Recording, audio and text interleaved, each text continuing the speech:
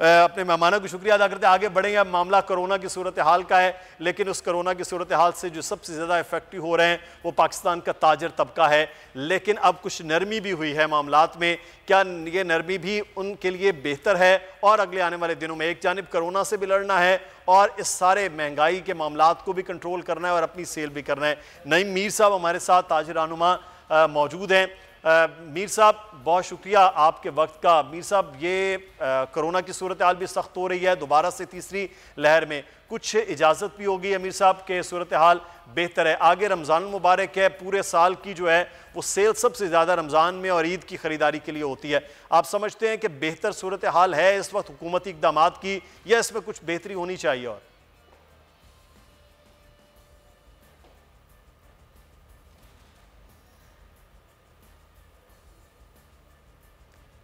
अब अमीर साहब अगर आप सुन सकते हैं तो आपको मेरे ख्याल में माइक म्यूट है, उसको आप ऑन कीजिए।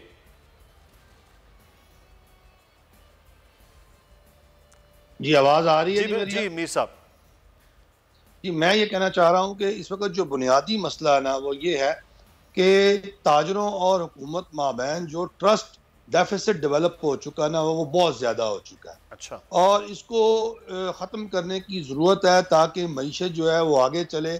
ताजर जो हैं वो हुकूमत के मसाइल को समझ सकें और हुकूमत ताजरों के मसाइल को समझ सके। बहुत ज़्यादा ज़रूरत इस वक्त ये है कि मिल बैठा जाए और ताजरों के साथ जो है वो मुख्तलिफ कमेटीज़, मुख्तलिफ हमारी ताजर तंजीमें मुख्तलिफ सतह पर, चाहे वो तहसील सतह है, चाहे वो ज़िला की सतह है, चाहे वो सूबाई सतह है, तो हर सतह पर जो है ये इस कोऑर्डिनेशन को बढ़ाने की अच्छी ज़रूरत है ताकि एक तरफ तो हमें कोरोना जैसी एक बड़ी वबा, बड़ी बड़ी बड़ी आजमाइश, बल्कि वबा नहीं कहना चाहिए, एक आजमाइश से हम दो चार हैं, वबा से भी आगे एक बात है।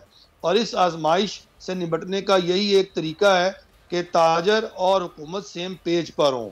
और दूसरी तरफ हमें मईशत को भी चलाना है, हमें अपने छोटे ताजर को महफूज रखना है, उसकी मुआशी सरगर्मियों को बहाल भी रखना है और मुल्क की मईशत को भी जो नेगेटिव ग्रोथ में चली गई है इसको पॉजिटिव ग्रोथ के अंदर लेकर आना है। क्योंकि देखें ना, इंडिया की इस वक्त ग्रोथ रेट जो है वो 11% पे है और हम जो है वो पिछले साल प्रोजेक्टेड थे कि 0.4% माइनस से हम जो है ना जी अब 1.5% पॉजिटिव में आ रहे हैं। तो ये बहुत बड़ा एक लम्हा फिक्रिया है और हुकूमत के लिए ये बहुत बड़ा एक चैलेंज है और पाकिस्तान की मईशत के लिए बहुत बड़ा चैलेंज है। इससे निपटने के लिए मिलजुल के काम। मीर साहब आप कह रहे हैं कि कोऑर्डिनेशन होनी चाहिए हुकूमती इदारों के और आपके दरमियान, तो आप जिम्मेदार हैं, इस वक्त पंजाब में आप बैठे हुए हैं, पाकिस्तान के ताजर तंजीमों के अहम लीड करते हैं तमाम ताजरों को, तो कोई बातचीत हुई है, कोई मैकेनिज्म तय हो रहा है इस मामले पर? देखें, यही तो एक बदकिस्मती है, यही तो रोना है कि ताजरों के साथ तो ये बैठते ही नहीं है। ना जाने क्या खौफ है इन्हें, ना जाने क्या इनके दिल में चोर है।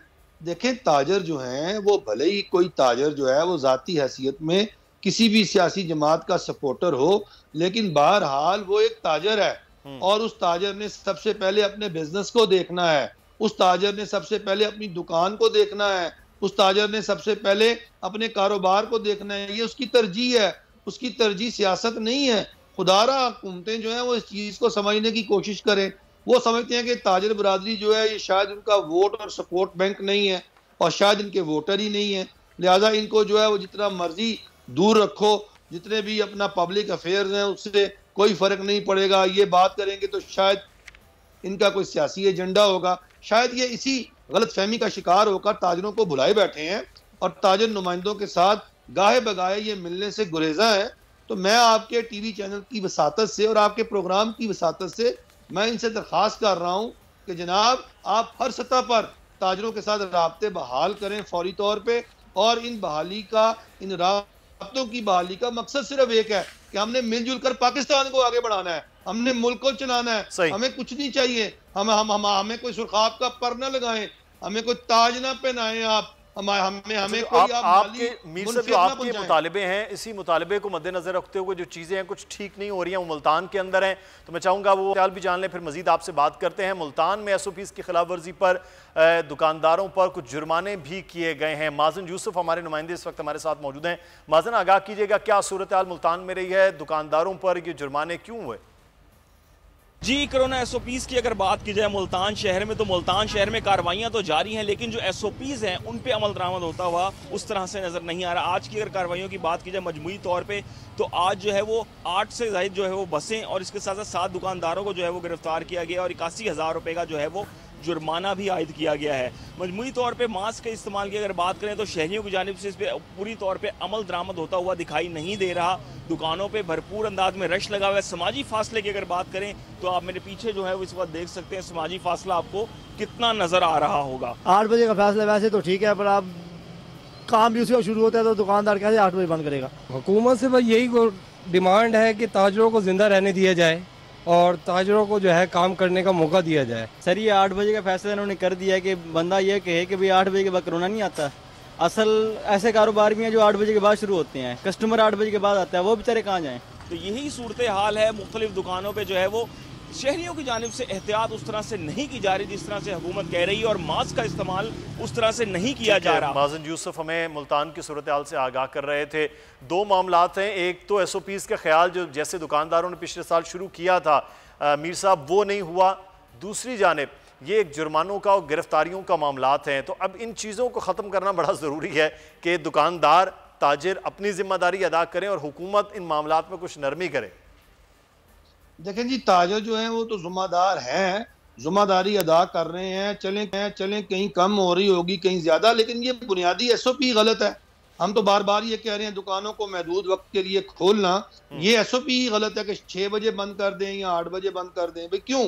भाई दुकानों को हम महदूद वक्त के लिए क्यों खोल रहे हैं? हम इसको लामहदूद वक्त दें। एसओपी तो यार ये होना चाहिए मेरे भाई कि जो शख्स दुकान 18 घंटे नहीं खोलेगा उसका चलान होगा, उसका जुर्माना होगा।